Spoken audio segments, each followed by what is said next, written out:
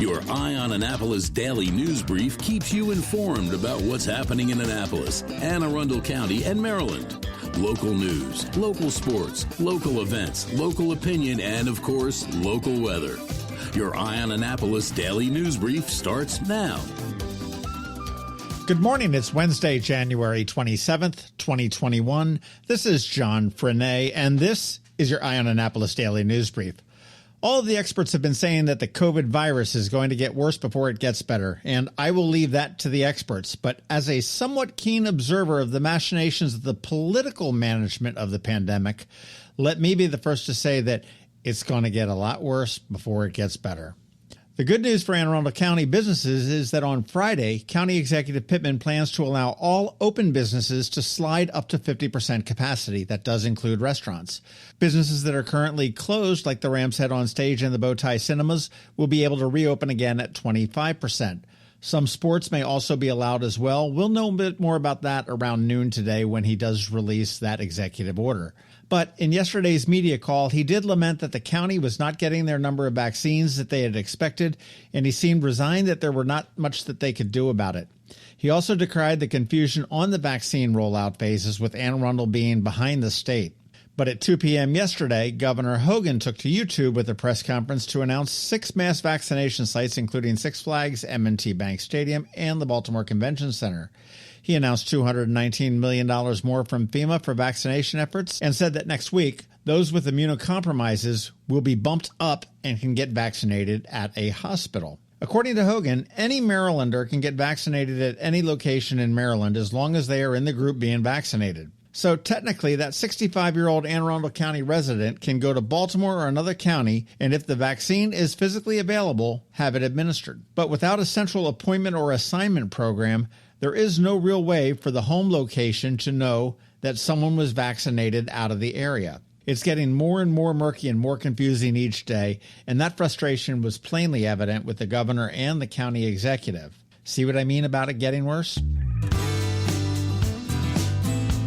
But their frustration paled in comparison to that of Cheryl Bost, who is the president of the Maryland State Education Association. Just before Governor Hogan took to the podium, they released a scathing letter the association wrote to the governor and the superintendent of schools, Dr. Karen Salmon. This is all in response to Governor Hogan's announcement about the March 1st start for schools. In the 4-page single-space letter, with references and footnotes and sources, Bost argues that Hogan and Salmon refused to meet with her to discuss a safe opening, highlighted that Maryland is one of the worst states in the country for vaccine distribution, and she accused the governor of scrubbing the metrics initially used to determine a safe reopening for new ones. In the letter, she says, "You did not just move the goalpost, you deny that they even existed." Ouch. And finally, she took him to task for the vague threat he made to withhold pay from teachers that did not return to the classroom or to revoke their teaching certifications. Ah yes, politics at its finest.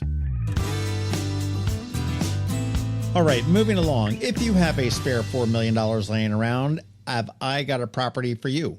The U.S. Naval Academy ALumni Association and Foundation is selling their home of 77 years in historic downtown Annapolis, just steps from the Academy. Historic Ogle Hall, otherwise known as Alumni House, is for sale along with the 2 other buildings on the 3/4-acre property. If the prestige or the history is not enough for you, it comes with off-street parking for 11 cars, so that nearly makes it all worthwhile. But rest assured, the U.S. Naval Academy Alumni Association and Foundation is not being evicted. They are building a new home actually on the yard that will be done in the summer of 2022. We're starting to run a little bit long today, so let's make this one fast. Go to marylandhall.org and buy a ticket to Athletes for the Arts tonight. It's only $40, and it does include a year's membership to Maryland Hall. It's streamed to you tonight at 7 p.m. and features the artistic outlets of some famous pro athletes. Nana Freelon will be there to share some of her amazing jazz singing, and it's all going to be hosted by Julie Donaldson, a former broadcaster and now the senior vice president of the Washington football team. You can learn more about it at marylandhall.org and get that ticket, because that's where I'm going to be tonight, on my couch watching Athletes for the Arts. And finally, if you missed it yesterday, check out that bonus pod we dropped with Lindsey Baker, who is the executive director of Maryland Humanities. I really had no idea what they did, but after our conversation, I'm a fan. They produce and support so much of what makes life great here in Maryland. Take 35 minutes and have a listen in case you didn't already. All right, that wraps up the news for us today. As always, thank you for listening, and if you are somewhere where you can leave a rating or a review, please do. And make sure you let your friends, family, and colleagues all know about us. A quick thank you to our sponsors today, Solar Energy Services up in Millersville, and the Kristi Neidhardt Team of Northrop Realty, a Long and Foster company. Hang tight, we've got George Young from DCMDVA Weather standing by with your locally forecast weather report. All of that gets underway in just 1 minute after we hear from Rick Peters from Solar Energy Services, who has changed up things a bit for us today. Hello, energy consumers. This is Rick Peters, president of Solar Energy Services. Are you kicking yourself for not installing solar in 2020, missing out on that sweet 26% federal income tax credit? Not to worry, because legislation passed at the very end of 2020 extended the 26% tax credit, which means consumers like you can act now to get that credit and have your new solar system up and running before springtime when solar generation moves into peak season. Plus, in addition to the feds, several state and county incentives help to make the solar investment an even bigger no-brainer. Don't have the cash? We've got you covered with competitive financing that is more than offset by the energy savings. Bottom line, Uncle Sam wants you to install solar, and so does the state of Maryland. And you're going to love the savings, so what are you waiting for? Sunshine's a wasting. Contact us today for a free solar design at 410-923-6090 or visit us at solarsaves.net. Sunshine, sunshine, nothing else can make me feel so fine. When you live near Annapolis, you know how fickle the weather can be. So you need a truly local forecast that's accurate and reliable. Forecast right here in Annapolis. DCMDVA weather is not just for today, but for the rest of the week and the weekend too. Now here's George Young of DCMDVA weather with the weather outlook for today and beyond. Hey everyone, this is George with DCMDVA Weather, and this is your Eye on Annapolis forecast for Wednesday, January 27th. Yesterday was a gray and wet one, but today will bring plenty of sunshine and highs in the mid-40s for most, followed by a cold and windy day Thursday with a fair amount of clouds, especially in the AM hours as a storm to our south brings wind gusts here to 30-plus miles per hour, while it produces a bit of snow in southern Virginia and North Carolina before getting kicked out to sea by high pressure over our area.